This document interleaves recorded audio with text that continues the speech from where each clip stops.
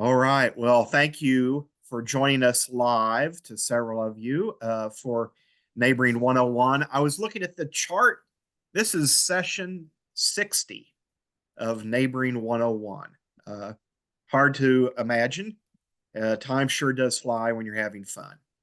So, Neighboring 101 is the program where we talk with leaders in the neighboring movement all across the United States and discover ways to put those lessons into practice in our own neighborhood and in our own lives, to use neighboring as part of our community and personal development. I'm lining up speakers for 2025. I was looking back last night through the clippings and the links and the ideas I have. I've got 78 possible speakers for next year. I need to whittle those down to 12 or 14. I think we did 14 sessions this year, actually. So exciting things ahead for the Engaged Neighbor Network and for this monthly gathering of Neighboring 101. Just a reminder that in December, it will not be a live session. It will be a recorded interview with Jackie Olds and Richard Swartz, who wrote the book, The Lonely American. And then in January, we're going to kick off the new year with Jesse Ches, who's the founder of Neighborhood Exchange. And he's going to talk with us about being a change agent in your neighborhood or community. But today, let's just jump right on in with our guest. Our guest is Aaron Baker of Atlanta, Missouri. That's located in Macon County, very north part of Missouri. Aaron may be the first recipient of Missouri's Most Engaged Neighbor Award that we have had back as a guest on this program. But it's a happy coincidence because I already had him booked for this program a month or two before Missouri Good Neighbor Week got underway. And he was one of the 20 nominees across the state that was recognized as a finalist for Most Engaged Neighbor. So anyone who knows Aaron knows he's obsessed with this small town, and he's in constant motion to keep Atlanta, Missouri moving forward. Aaron and his wife, Erica, who was also nominated as a Most Engaged Neighbor, have 4 children. Mentioned they're in Atlanta, Missouri. They're very active members of a 4-H club there. Aaron works from home in government affairs and crisis communication for some Fortune 500 companies and on some political campaigns. Aaron says his real job subsidizes his habit for loving his community. And one highlight that I can share from his nomination is that Aaron helps to organize an annual Sunday morning work day at his local church, wherein the congregation leaves the church to serve in the community. This year, around 400 volunteers served on 24 teams in 2 counties to do volunteer work outside the church on a Sunday morning. But he also organizes other events around town. He and his wife together have organized 100 locals to do community work days, to paint and landscape and clean up. Each year they organize some downtown events in Atlanta where thousands of people join in on the area's largest Easter egg hunt, for example, for the annual Big Wheels event, and for the town's homecoming festival. And Aaron also has some firsthand experience with writing grants to demolish abandoned buildings in town that have resulted in new homes being built and young families moving to the area. As you can see, Aaron is really busy. When I read over that list, I think we are very lucky that he was able to squeeze us into his workday to join us here on Neighboring 101. Aaron, it's great to have you. Thank you so much, David. I'm a big fan of your newsletter. It encouraged me to read a book that probably everyone has read on this Zoom, Bowling Alone. I need to read the next one. And I think some of the things that we'll talk about today are kind of countercultural to America's bent towards doing things alone and not being involved in community. And we'll talk a little bit about how we have fought that and maybe turned it upside down in our small town. Again, we're talking about a town of less than 400 people. So I wouldn't hardly call it a small town. It's more of a micro town, so to speak. And we love it. It's obviously a great place to live and work and raise a family. And we've had some great success here that has really doubled down on kind of the quality of life. So I'll talk a little bit about our community, but I really want to double down on the cleanup, the annual cleanup events that we have here, which have been really, really helpful in encouraging good habits and maintenance and increasing property values and civic morale, so to speak. So the first slide here is one of our fall cleanup days. These are some of our volunteers.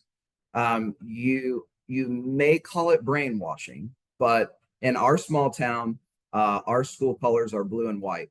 And everything that we do, every little league team, even no matter who the sponsor is, every basketball team, everything that we do, there's a reason gangs use color signs. It promotes community and family, as terrible as that sounds. And so you'll notice maybe throughout everything that we do is blue and white. So a little bit about myself. I work from home. I'm a longtime family. My family moved here in the 1840s, and we moved a mile. So you can tell we haven't gotten very far in life. I'm the local 4-H club leader. So again, we have 380 people that live in the town and 119 members of our 4-H club. So we're pulling in homeschoolers and folks from other towns, but also our rural area. And I think my son Brody's class has about 100% of their kids enrolled in the 4-H club. So it's a very big thing here. And a part of our success is that we have that volunteer base as well. I lead a life group in town for our church, which meets at the funeral home, which is kind of an odd place for a life group to meet. But it's a little bit like Schitt's Creek here, if you're familiar with the show. And we're all doing multiple roles. I'm a school board member and volunteer, but I don't volunteer on sports stuff because we have enough volunteers for that. I try to focus on maybe where we don't have as much interest. So a few disclaimers before I begin. Now, Aaron, Yep. Can I interrupt you? Yep. Because you skipped right past what may be the best parade entry I've ever seen. Oh yeah, sorry. On that last slide. My family and I were the grand marshals of Macon's Chamber of Commerce parade. And this is our float that I put together. And it is nice. from Christmas. All 4 of my kids in the car. Christmas vacation. Yep. That is awesome. We don't have a monopoly on wisdom, so there's going to be things that you all can teach me in your questions and Q&A after this. Feel free to interrupt me as well. I love a good flowing conversation. I am getting better at tact, so I am a very direct person. I don't get embarrassed easily, as you can tell from my Halloween costume here. We had a mayor who is no longer the mayor. And we were trying to encourage people to clean up their yards. And he had all sorts of stuff in his yard, cars on blocks and just stuff. A busy guy, but if you're going to lead, you got to lead by example. So I'm getting better at tact because I emailed him instead of just calling or stopping by his house and saying, like, hey, how can I help you get this cleaned up? You're the mayor. We're going to have a better example here. So I emailed him and I said, hey, we're all trying to, this is 10 years ago. We're all trying to clean up the town. You're the mayor. You have one of the worst yards. We need you to clean that up. How can I help?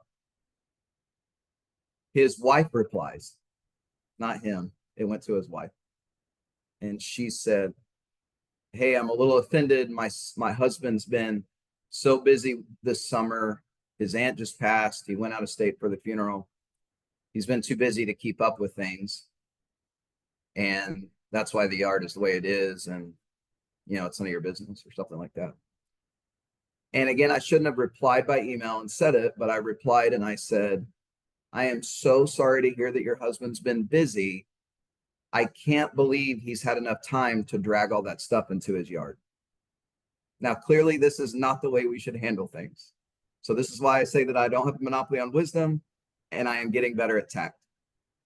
I do not say yes to everything. So if somebody asked us to do this or that, or we need to start this event, I may be a no. And it is not hard for me to be a no. Our friends and family help as much as we do. Talking about my wife and me. We try to serve not because we think we know best, but because it's what we're called to do. And our goal is to inspire others to take control of the destiny of their small towns or their neighborhoods, which can be replicated in any part of the state or nation. So again, population 379. We have a K through 12 school, a brand new high school that opened this August. K through 12 school with 200 kids. We are blessed to have a 4-lane highway, fiber to our homes and every business, thanks to Sheraton Valley Telephone back in 2001. So fiber is not new to us. Farm economy, there are 2 churches in town. We have a part-time city clerk, part-time maintenance man, and extremely high, perhaps to a sinful level, community self-esteem, community pride. And this is one of our families on cleanup day.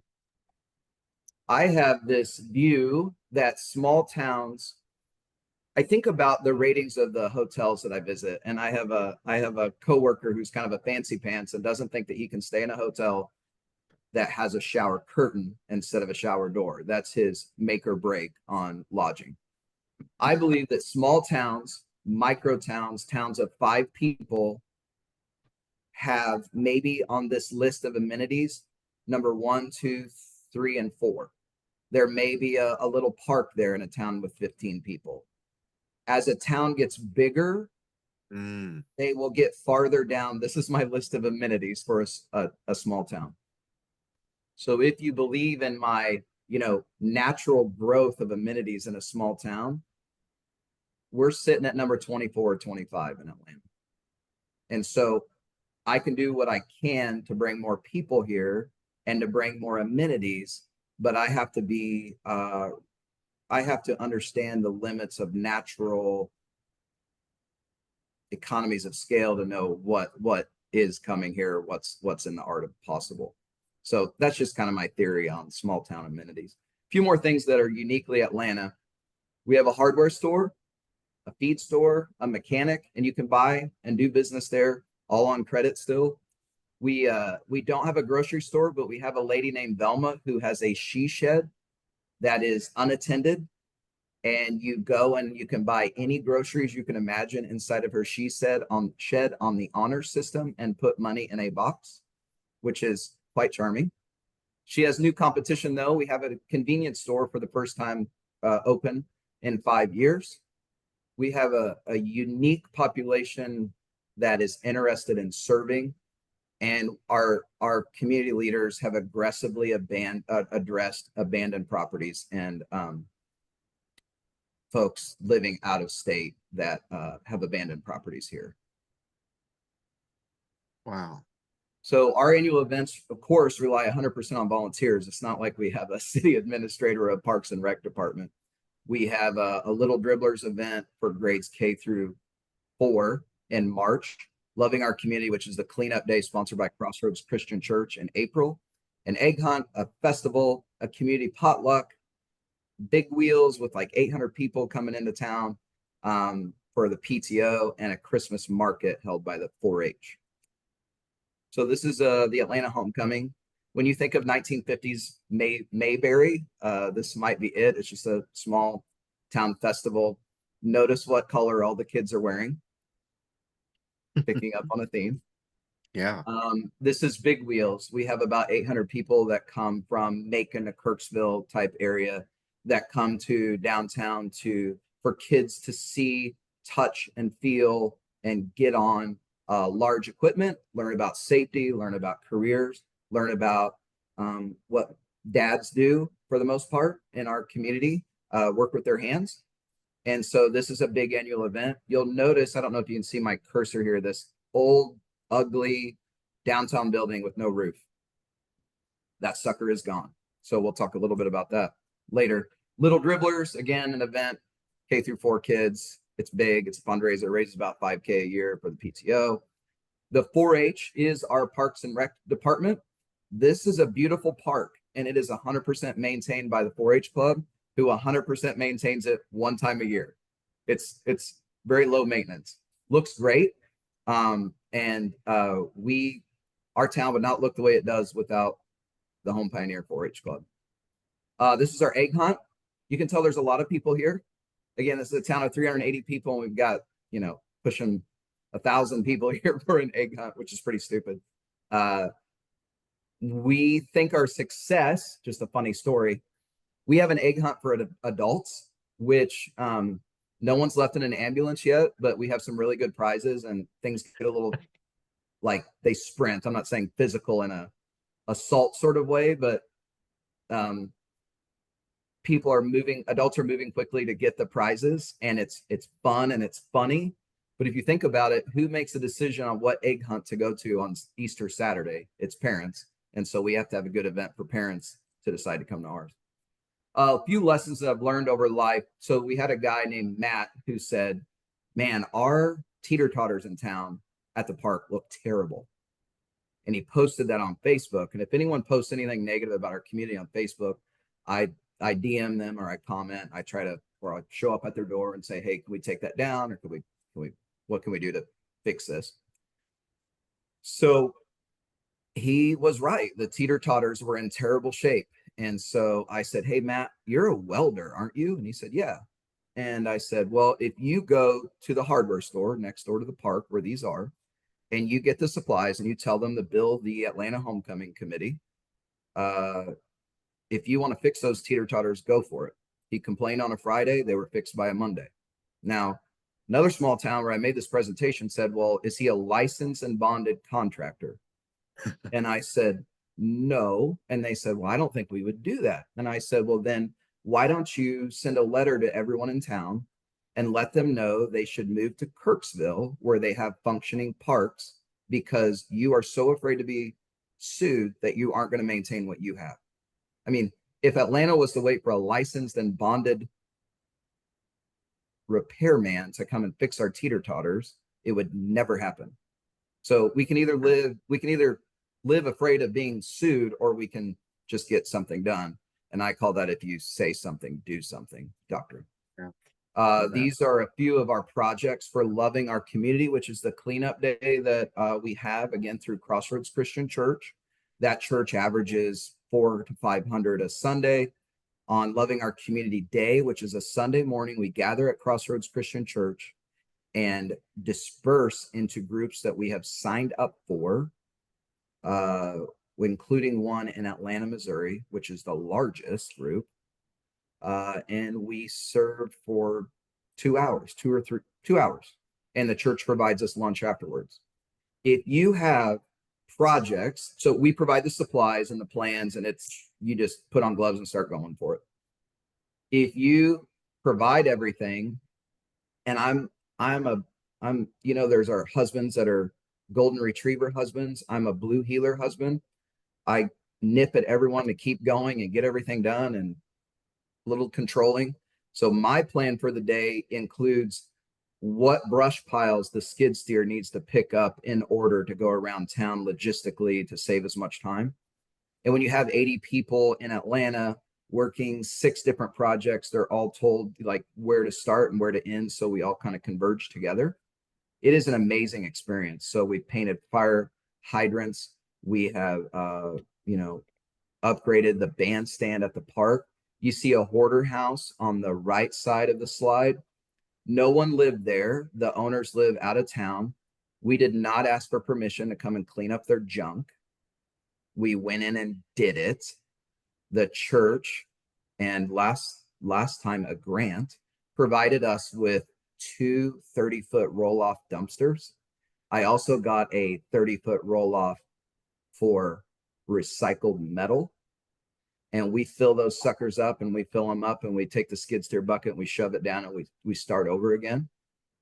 That's very expensive. The landfill fees, for us run about $1,400 to $2,000 for the day, but we get a lot of stuff done, and people around town come and they put their own stuff in it as well. which I'm great with. I don't want to see it in your yard. I want to see it in a dumpster. When we were cleaning this yard, this particular yard, but right after this photo, we found a potbelly pig in the middle of all the junk. And it startled our workers a little bit. We had no idea there was a potbelly pig in the middle of that stuff. 3 weeks later, a month later, someone in town bought the property that we just cleaned up, because if you create movement, you create movement. And bought the property, fixed the roof. They mow it now for the first time in a decade. And our little cleaning day of 2 hours made this house on one of our main drags look like a well-kept, lived-in property. And that we have stories like that over and over again. The house you see on the left is across the street from my office. It's also in the right, the photo on the right. That's the same property. If you can look for the chimney, you'll know that that's the same house. Ask for forgiveness, not necessarily permission sometimes. Again, out-of-state owner. Also, don't mistake movement for progress. So I'm a farm kid. I should have known. We've actually cut the brush out of this yard twice. Now I go and spray it with Roundup monthly to keep that from happening again. And we use other chemicals on the stumps and things like that. So don't mistake movement for progress. We were really proud when we cleaned it up the first time, and then we had to go back and do it again. But the property looks, I'm looking at it right now across the road. It looks great. This is another property that we cleaned up, brush everywhere. And it continues to look better and better every day. More photos. Again, this is our community cleanup day, divided into, the church divided the 400 people into 20-ish teams. When 80 people arrive to Atlanta, they're on 5 or 6 teams. We got a crew painting, we got a skid steer, doing brush, we got people chainsawing. We did work at the school. The school is always in need of labor, and so we've done painting and cleanup there. This is another abandoned house. Again, similar story. Before is on the right this time, after is on the left. This house was purchased by a guy that remodeled it and is for sale now for, I think, $139,000, and sat abandoned, in this photo. We spread the love to our rival community, La Plata, Missouri, by going and putting on siding on this house. They have not been inspired enough to do their own community cleanup day, but they know what we're doing, and they asked us to come and help with this on our Loving Our Community Day for church, and we gladly helped out. Just a little bit more of conclusion, and we'll kind of go into Q&A here a little bit. We, for all of our events, tend to have 1 or 2 people assigned as photographers so that we can capture what happened, and post those positive vibes to social media. Another good photo our photographer took. This is the pig house, as we call it, in the yard. But we, our cleanup day for church is really good, because many times church is kind of made for women, like sharing your feelings and singing and all this stuff like that. But our work day, Chad the dad is what we call him at church, this, metaphorical, mythical guy that we're all trying to get to come to church. Chad the dad loves to bring his chainsaw and weed eater and help out for a couple hours. And so that is Chad the dad's day to shine and get involved in the community. But it's also a time for our kids to volunteer as well. I mean, clearly they are putting the work into it and having fun doing it. So our days of service lead to ongoing maintenance. Starting in 2021, we've had 2 days of service, usually in the spring and the fall, 2 or 3 hours of work, 60 to 80 volunteers. We give them a free t-shirt for showing up. That allows us to commit them early so that we know who's coming and who we need to still nag to show up. We ask 2 volunteers to take photos. If you see something, spray something is another doctrine that we have in town. I spray Roundup a lot in people's yards to keep things looking nice, and quite frankly, hire people to weed eat as well if things are looking hairy. One lesson that we did learn that would fit for any community on this call: every town needs a place to go with brush, clean fill concrete, and debris. And we have a spot where we dump clean fill, and we're trying to level out after a downtown lot, so to speak. And so that's been really nice that every time we have a construction project, the school construction project, Safe Routes to School, MoDOT grant for our sidewalks, all of that clean fill went to go help that property, but we had a place for it, which was super nice. Have the right person, ask the right people for the right job. So my best friend's a mechanic in town. He is very blue collar, knows all the blue collar people. And if I don't have a relationship with someone that's handy and he does, I'll ask him to ask them. But we have a spreadsheet of about 200 volunteers and what they do every Wow. time. And we ask them individually, would you come and serve, and would you do this on our day, our Loving Our Community Day? We have had a lot of success with grants, and bringing back traditions like our festival and our PTO, a tremendous amount of grants for a small town, including last year, a street improvement grant through CDBG, which is through the leadership of the city, of which I do not live in. I live out of town. Almost $500,000 for street improvements. We're working on a water improvement grant now with CDBG. We have a brand new school. I mean, things are going really, really well. I want to talk a little bit about demo grants. Yeah. The commercial building that you see in the photo, I purchased, I think, for $1,000 from 3 owners, one of whom was in prison in Massachusetts, I think. And I had to track down his girlfriend and get him to sign and notarize to let it go. And we enrolled that in the CDBG demolition grant program. And now that you can see, it's kind of in the background of the city park, that it's the empty space to the left.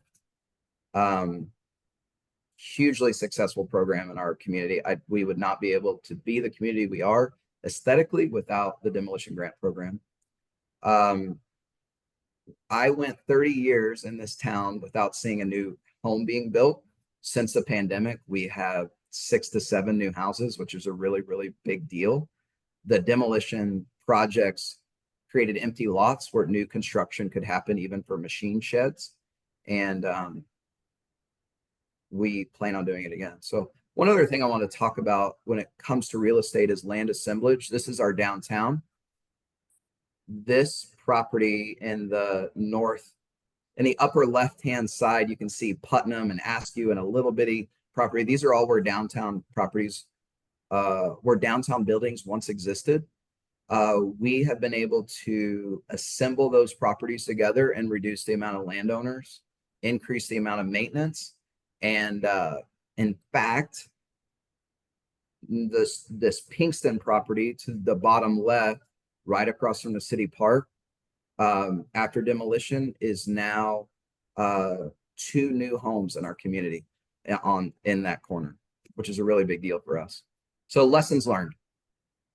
Don't brag about demolition. Those are someone's childhood home or a business they grew up with or whatever. And the older generation is heartbroken when you tear down an old building that may be worthless in your mind. So just don't post pictures and videos about it, and is my suggestion. Have a place for brush, clean fill, and debris. Have a slush fund, a 501c3 in a city willing to apply for grants. If you see something, spray something. Volunteers doing the work don't have to ask for permission. So there's a guy in town that knows the grumpy people with one of the worst yards in town. When it needs to be weed eated, I ask him to ask them for permission, and we get it weed eated. Not a big deal. It's something he can do to help, but I don't have to be the one asking for permission all the time. A skid steer can do the work of 40 men. We typically have 2 on our work days. No. Everyone should maintain a list of volunteers. Partner with other organizations, even if it is the same people. Grantors love collaboration. So the 4-H club and the church and the city may all be the same people, but do letters of recommendation from all 3. Apply from all 3. People love collaboration. And assign photographers to tell the positive things that you're doing. It's a picture of our potluck in July. With that, I will end my filibuster and open it up for questions. Wow. Okay, Aaron, you covered a lot of ground and a lot of great pictures in addition to the Christmas parade picture. That was awesome. There you go. But so I have plenty of questions, but everybody else that's on the Zoom call need to jump in with your questions. Let's get to you all.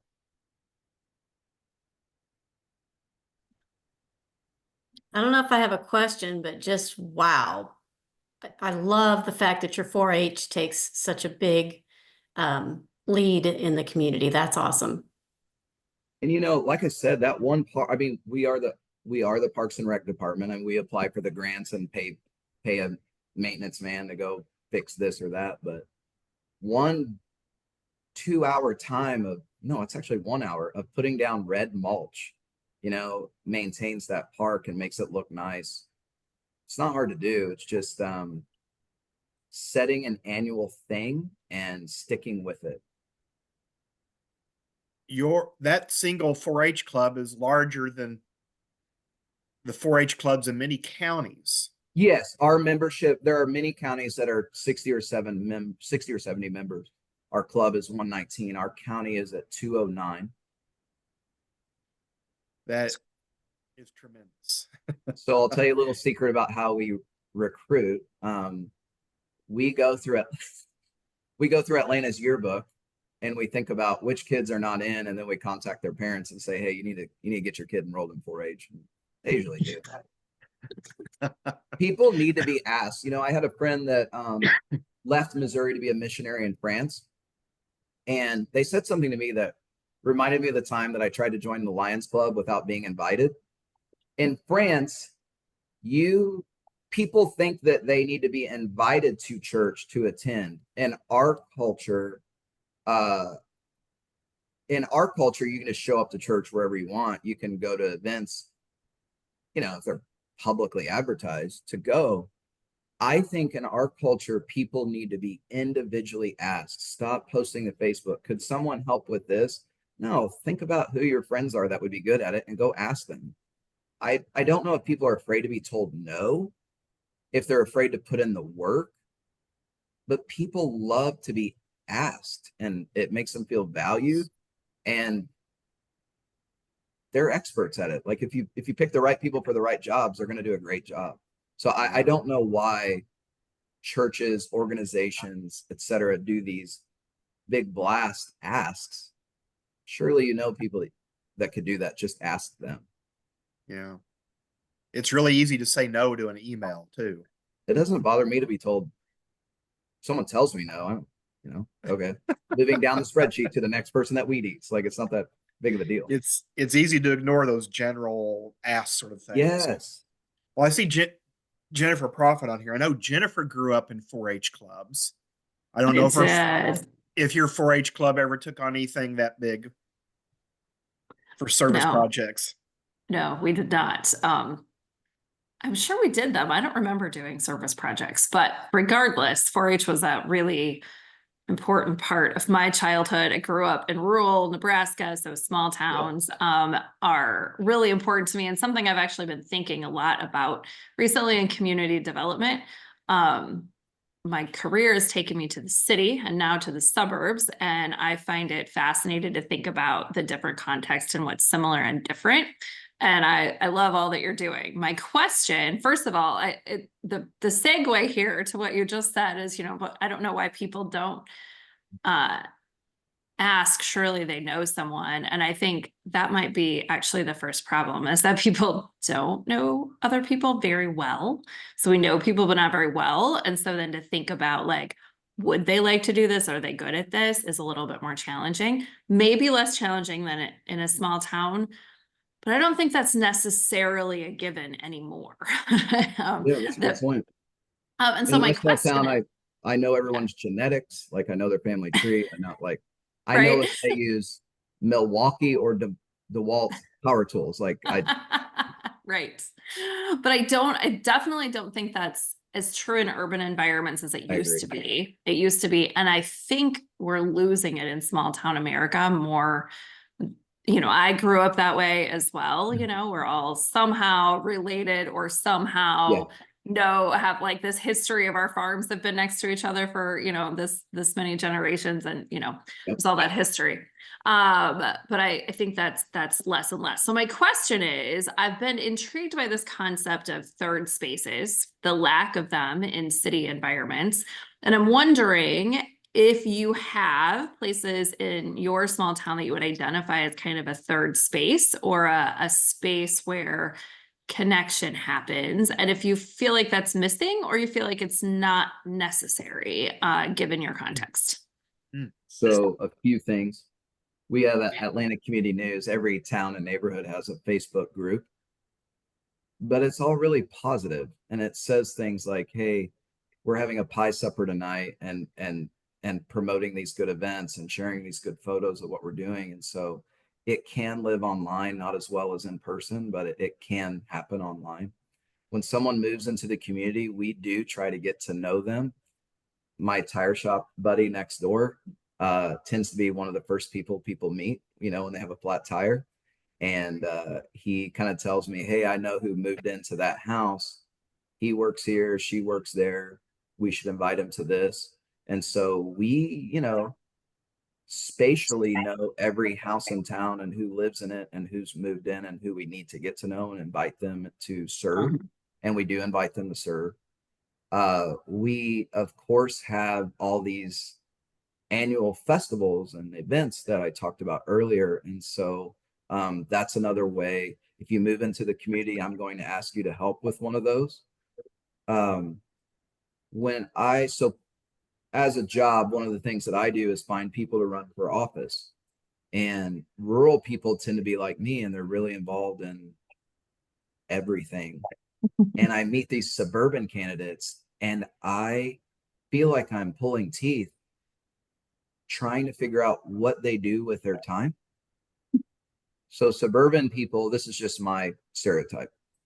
Suburban people put so much time into making their yard perfect, their home exterior and interior perfect, their body perfect by working out. They all go to the gym, something I've never done in my entire life. They aren't involved in anything externally. Maybe they are creasters, Christmas and Easter, the folks that I'm meeting, attending church. They're not in Rotary, Lions, anything like that. And so that connective tissue with the community just isn't happening, and it makes it very difficult to run for office, by the way. And it just floors me. So I agree with you. I don't see it in the rural communities as much as I do there. After pressuring a guy what he does with his time, he said, when I get home, I give my kids a bath and read them a story and they go to bed, which is super nice. But I think in a small town like ours, we worry and care more about other people's kids than our own, because we know ours are taken care of. And there's just not that kind of connective tissue in the suburban areas. If there is, it's kind of like through sports. Yeah, their I was kids, gonna say which is that's kind what they spend their time doing. Is a driving. religion, and it's not, it's just kind of in and out. There's not some sort of community building attached to it. Yeah, that is It's an really accurate unfortunate. statement. Wow. Urban areas are not quite the same. So like urban areas are not quite the Yes. same. There's another set of Yes. lacking connective tissue, and yet there's Yep. more possibility for it. But I've now lived in the suburbs for 6 or 7 years, and I'm like, this is the most different of any place that I've lived. Like urban and rural are actually have a Yeah. lot of similarities, but suburban life is really different. So it's also I find it to be very sterile. And I lived in kind of a subdivision part-time. I mean, I always kept my residency here, but I remember that feeling of, hurry, shut the garage door before the neighbor talks to us, because we don't know them and we don't want extra in our life. And then when you move to a small town, you feel like by talking to people and working with them, you're going to help increase the amenities that are here for you and your family. I will say, at a neighborhood level, I live in a great neighborhood, and we're very much like our own little, we've got our own little connective tissue and things that are happening here, and identifying the people who move and all of that. And we're working towards that, but that's I recognize that's not the norm. So, so thanks for your comments on that. Aaron, not every small town has a culture of connectivity like you've talked about here with Atlanta. Has that always been the case? You kind of inherit that sort of culture there, or if it was something that had to be developed, what was kind of the initial keys, I guess, to building that connectivity in Atlanta? I think it's always been there, but it's a snowball running down a hill, so to speak. We had to go to sports a little bit. We had a guy from a school a couple counties north of us say, we really need to get our school to do what you all do. You all have a basketball team for grades 1 through 6, for boys and girls. You're not missing a single team. All these other towns are having a hard time putting together a team, finding coaches. Well, what other towns do is a dad is interested and he kind of picks his buddies and the best ball players to put together a team. In our community, there is one team for each age and gender. You all wear the same shirts, grades 1 through 6, all these different teams. You go to a basketball league at Schuyler County on Saturdays in December. Every kid from Atlanta is wearing the same jersey, no matter what age they are, exactly the same. And one woman schedules all of our games. So we don't have all these dads trying to do their own things. And I think it's that feeling of we got to raise the community's kids, not just our own. And it has always been here, but it is increasing I see it increasing every year, which again, I think is countercultural. Absolutely. Absolutely. And so organizing these volunteer events, it takes a lot of organization. How do you come up with the projects that are going to be worked on? And I guess, how do you motivate that many people to come out and serve? Well, I asked them one by one and what shirt size they are so that I have some sort of commitment. We keep a running list of projects. People tell me, throughout the year, hey, when it comes time, you all should do this. And I keep a spreadsheet, a Google sheet, so I can access it from my phone. We ought to do this. We ought to do this. We ought to do that. My one big idea, like when we really peaked, there's this old abandoned road that doesn't have a culvert, and I want to be able to say we built a road. It would connect Maury Street to the school. That's when we've made it in life. Whenever our running list, the build a road, it's like the Romans building a road. When we built a road, that's when you're gonna know we've made it. Some of our projects are sticky. They're with us every year. They're more maintenance. I have also found that our list of projects is getting smaller every year, and people drive through town or come back after not being here for a decade, and they say, well, this town is really looking good. I'm not sure what you all are doing. Well, once or twice a year really does that, especially after 5 years of doing it. And I assume that's something that started small and then grew, or has it always been? It's always been big. Wow. Yeah. It's a big undertaking. Others with some It questions. doesn't seem hard. It's just a spreadsheet. You text them and you put the response in. Well, you're highly motivated, and I love that. Others with some questions. I have a question for you, Aaron. What's your personal story from the aspect of why are you personally doing this? What happened? Have you always been this involved in the community, or did something lead you to it?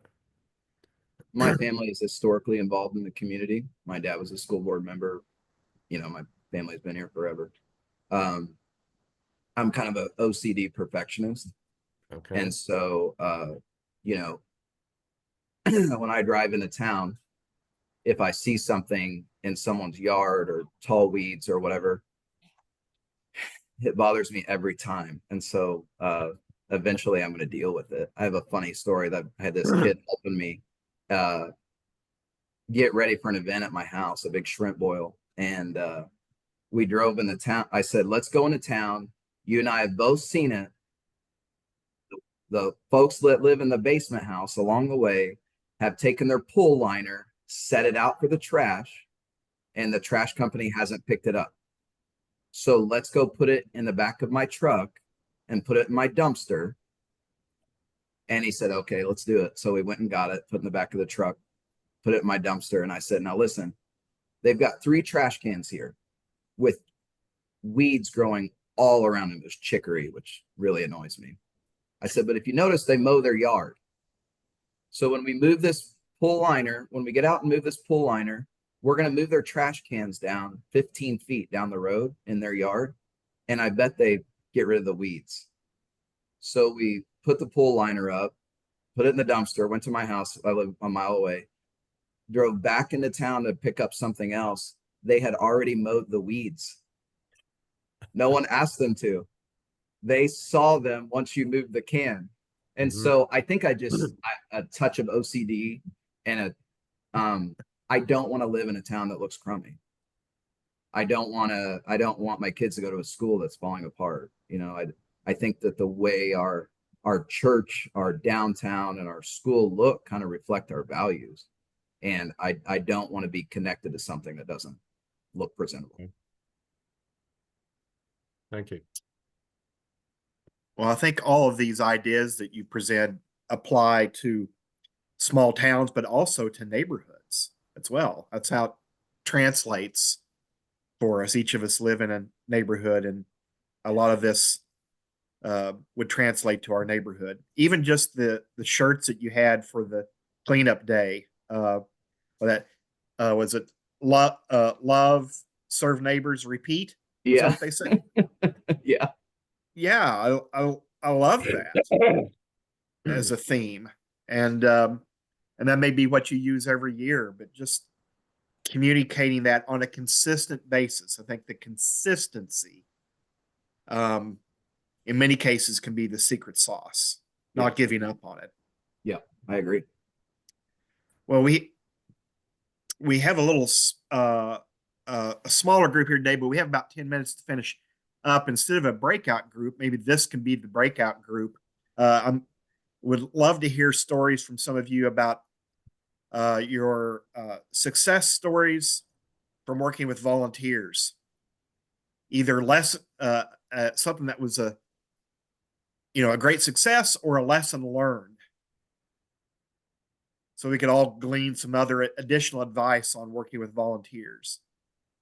We had an event here in Excelsior Springs. A lady asked if we could hold a silver prom, which was a prom for people over 60. And so some of us started planning it, and a kid from the high school caught wind of it, and he came to one of the planning meetings, and he was in student council. So he went back to student council and said, hey, they're doing this fun thing. Student council had already decided on their own they wanted to do something intergenerational. So as a group, they came on board to help plan the silver prom, decided to host it at the high school, really owned it and took it on.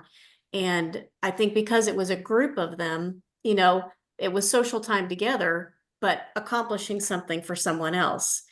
And it ended up being an outstanding event. And I don't think it would have been as outstanding if we hadn't had student council and their friends, come along and be part of that. So I think if you find a way to include a group of students, they're looking for ways to hang out together, and they kind of naturally like helping anyway. So it worked. A lot of organizations have, like, my kids are really active in FCCLA, which is kind of home ec based, family and consumer sciences based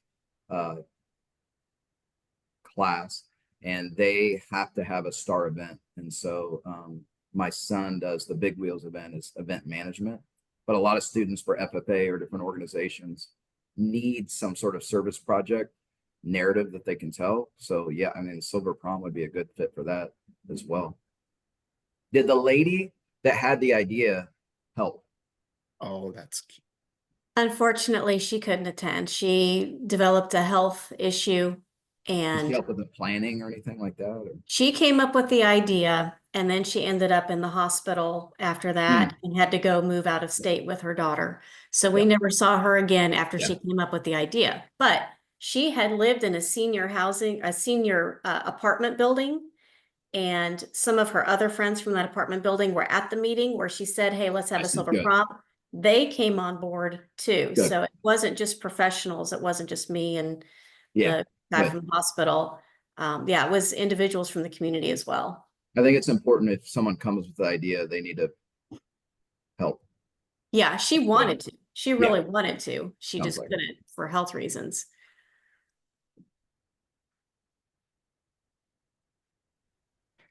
I assume, how many projects have I been talked into doing by someone else who then didn't show up and help?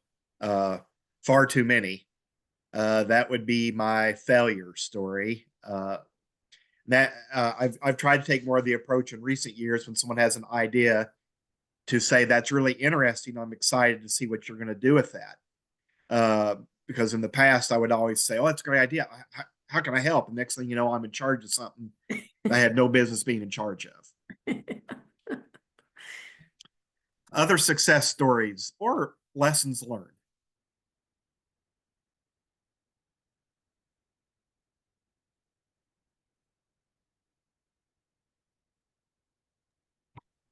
I'm sure I have plenty of my own failure stories to share, but what's coming to mind right now is a story from my kid's school, and I often tell it, and it goes along with this idea, Erin, that you mentioned of like, ask people to do things individually, but also things that they're good at, because then it feels like a joy for them to share. It's more comfortable. It's something they like doing. It's not a job. It's not work for them. So my story is my kids were at a new school, a Montessori school. And so I'm thinking this is going to be great, right? This is going to be all about community, and we're going to be this like beautiful little Montessori family. And so, the first day, and I have a background in education. So, right, I'm a prime volunteer here. I believe in community. I believe in this. And I show up to the first meeting and I give this list of things to do. And it was like, be the treasurer. I'm like, all right, well, I'm not going to do that. That's not. And a couple other things that I was like, okay, I have no business doing that. Right. So that's okay. There'll be other meetings. Right. So I show up to the next meeting, same thing. I have like a list of things to do and none of them fit me at all. I'm like that.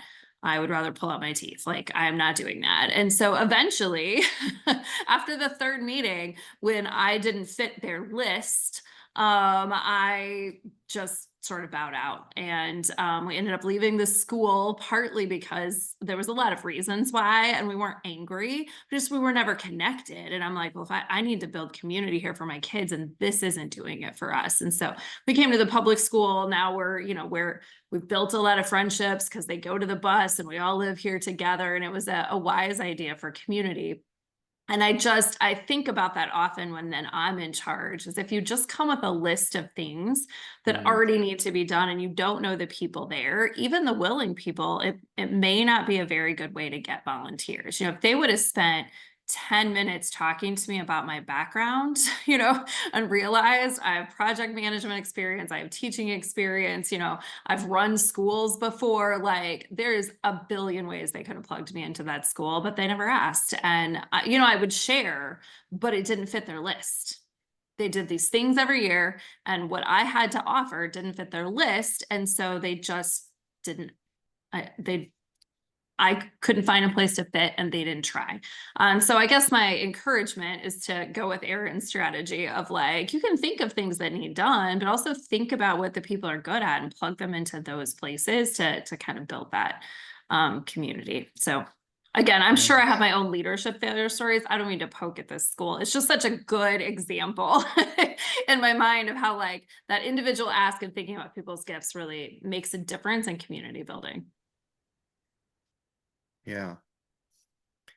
Aaron, I loved the spreadsheet that you've developed over time. So obviously you've taken time to hear people's stories and understand what they do and what they're skilled at, and then have a method to keep track of that. Yeah. I think lots of times we don't ask, and then lots of times we don't keep track of it either, or able to remember it. And that is, I would see that as like a real key. Yeah, we had a new guy move into town, and he had a shed, and I saw him put skid steer in there and a post hole digger, and so I wrote down his address. Like, I'm gonna have to go back to him because we're gonna need his help. So it's a Google sheet. It's always live. We can always add to it. Well, One final item before we wrap up. I'm a big fan of Steve Hartman's On the Road Again segments that he does around the country. And I think I need to make him aware of the she shed that is in Atlanta for groceries. Can you It's so cool. tell us I just was, a little more about that? yeah, yeah. I know it was slack-jawed when you were explaining what it was. I just could hardly believe what I was hearing. Right. So I can go in there and buy a pizza out of the freezer. There's refrigerators and freezers. And ramen or canned food items, or my kids wanted glue, they wanted to make slime. And they said, well, let's try Velma's and see if they have it. Sure enough, she has a little section of school supplies, all in a very small she shed. It's just very well organized. And you put your money in the bucket. And if you do steal, which happens about once every 2 years, she will post a video of you stealing, and then take it down when you come and pay.